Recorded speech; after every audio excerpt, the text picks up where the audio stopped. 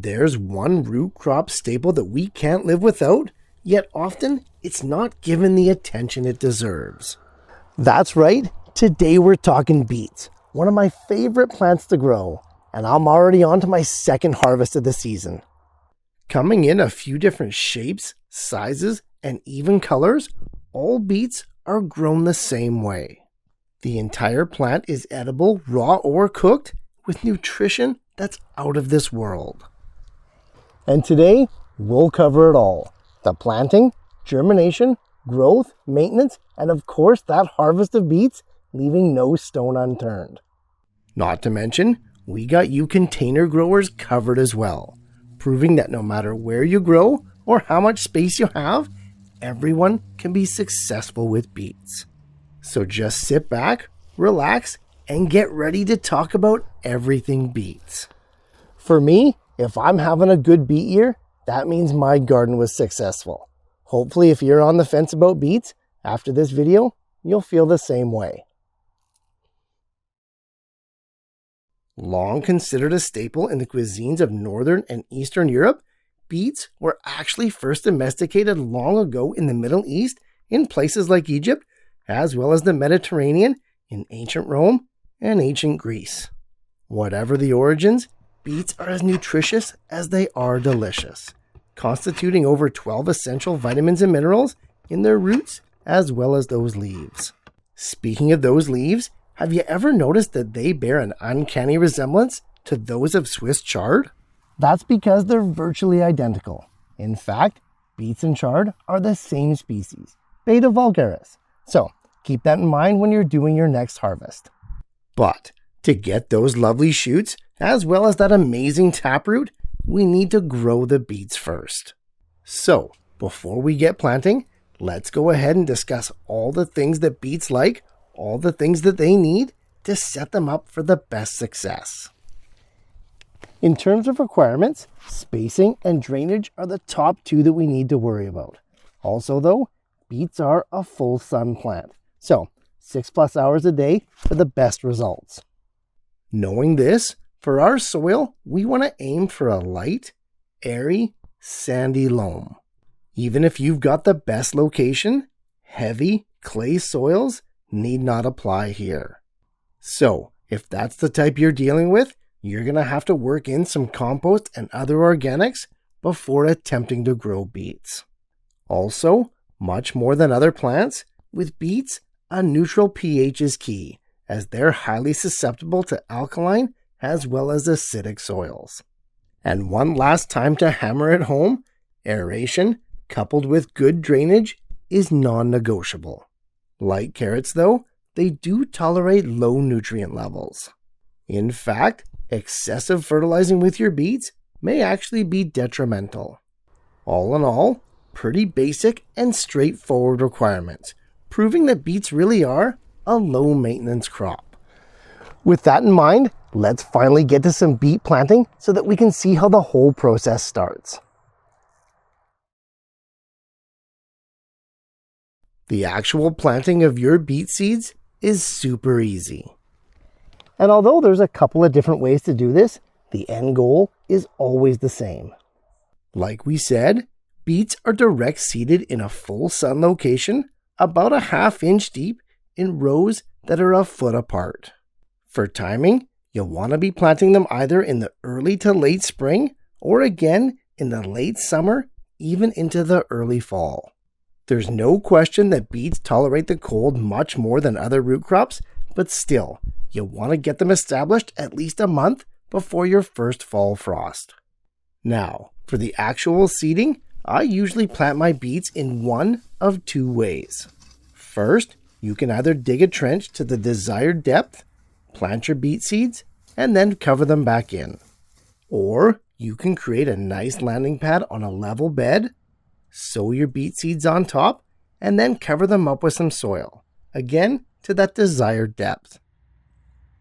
For today, I'm going to go with my old summer lettuce bed that I've already cleaned up. So I'm going to be using the landing pad method.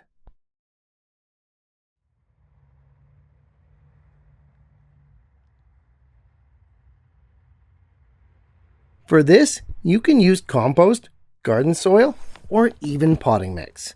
I'm pretty light on the compost right now, so I've just gone with the store-bought container mix. Lay that strip down about 4 inches wide, the entire length of your bed. Now, if you're potting up beets in containers, it's the exact same strategy. The equivalent would be to fill up your pot or container right to within about an inch of the surface. Easy stuff. Okay, tamp it down to keep it nice and level so that when the seeds germinate, the whole row is as uniform as possible. Next is our chance to give it a good soaking, to give those beet seeds the best environment to get started. Watering after planting is just going to blast those seeds everywhere, so take the chance while we have it. Okay, beets are sown just like carrots and radishes, with one exception.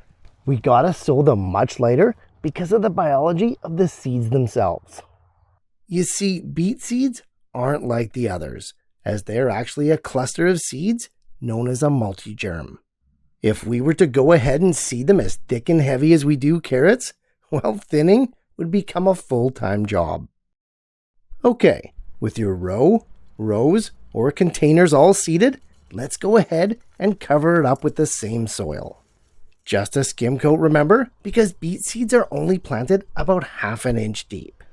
Which actually raises a problem in that when it's too warm out, those young beet plants really run the risk of drying out because they're so close to the surface. So, after you've completely covered up your seeded rows with that soil, to combat this, we go ahead and lightly mulch them. Grass clippings, shredded leaves, or in this case, clean fine straw.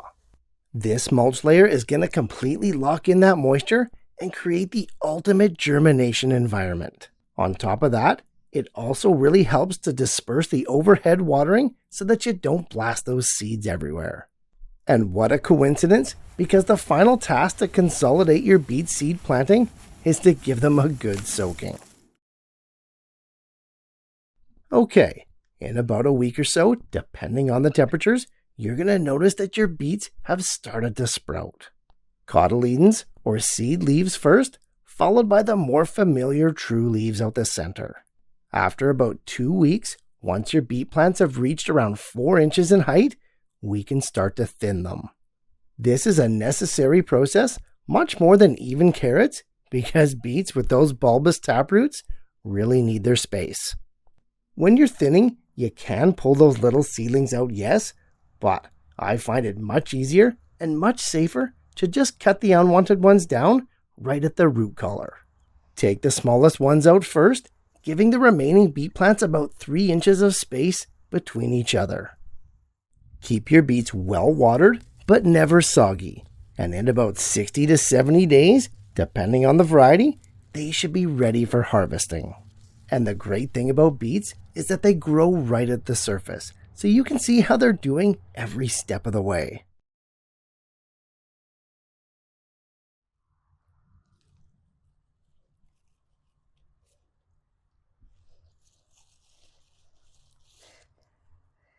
Beets keep extremely well, and they're easily one of the longest lasting vegetables to store. With only the greens and string roots removed, kept dry on your counter, your beets are going to keep for at least a month. Throw them in the fridge in the exact same state, and you can stretch that to 3 to 4 months easy. Beyond that though, and you'll likely have to freeze them, either whole or cut into slices. Also, pickling is an option that's super tasty. No matter where you put them, there's always 2 things that we need to universally do when storing beets. Like we mentioned before, remove those green tops and make sure to never wash your beets, not until you intend to eat them. Observe those 2 rules and you'll be well on your way to maximizing your beet storage. Pretty easy stuff. And while fairly basic and straightforward, it's a lot to digest all at once. So let's recap those main points for maximum retention. Given just a few concessions, beets are well within the range of literally every gardening skill level. A mass-sown, direct-seeded root crop, these guys will simply excel if you can meet their minimum requirements. Beets enjoy a loose, airy, well-drained sandy-type soil that's neutral in pH, moderate in nutrients, and in a full sun location. Best seeded in the early spring or again in the late summer, beets are planted a ½ inch deep in rows that are a foot apart.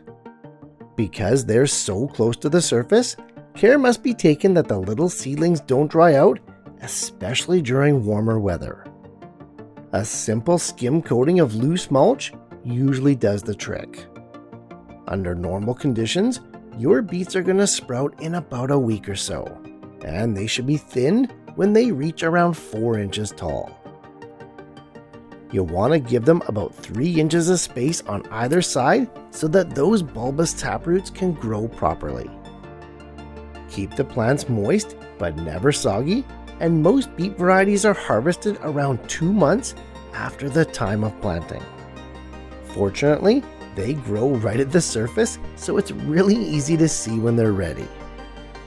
Remove the greens, which are quite edible, and any smaller roots, but avoid washing your beets until you intend to eat them. Kept dry, your beets will last at least a month on your countertop and at least 3 to 4 months if you stick them in the fridge. In my mind, beets are an unheralded crop with amazing potential. Hopefully today, I've given you all that you need to know to grow your best beets yet. Hey, happy growing guys, and I'll see you soon. Hey, thanks so much for watching guys. I appreciate the support more than you know. And if you're getting value from these videos, please like and share them to spread the word and help your fellow gardener to grow better.